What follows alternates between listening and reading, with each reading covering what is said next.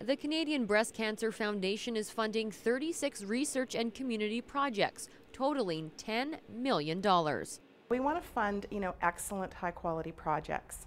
So we have a very thorough review process. We have impartial expert reviewers that look at all the applications and make the recommendations to us on the most excellent projects. We want to create a future without breast cancer, and we know that all of these community and research projects will just take us one step closer to that end. Dr. Don Morris and his research team were awarded one of the grants. Our lab is looking at novel therapeutics for cancer, including breast cancer patients.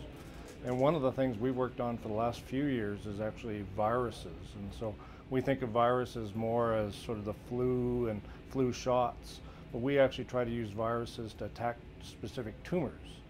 And so we've kind of turned that virus thing into something that might actually be welcomed for a cancer patient as opposed to something that we need to avoid. Diane Martin was first diagnosed with breast cancer in 2000, and she beat it. Then in 2007, the cancer came back.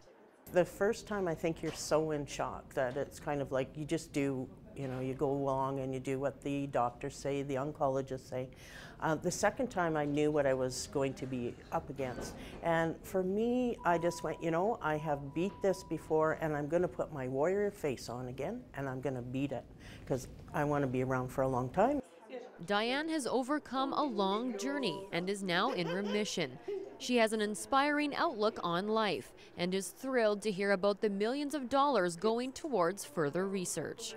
For any breast cancer survivor, you go, oh my God, we're going to have research that's going to help us not have to go through cancer again. I see patients clinically, and so it's pretty hard when you come through standard treatments, whether it be chemotherapy, radiation, or surgery, or targeted therapies, and you come to lack of another option for these patients. That's why we come to work, is to come up with that next option that will help them.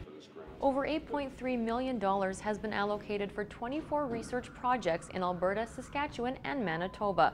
With further support and funding, the Canadian Breast Cancer Foundation can continue to change and save lives. For Shaw TV, I'm Lisa Wolansky.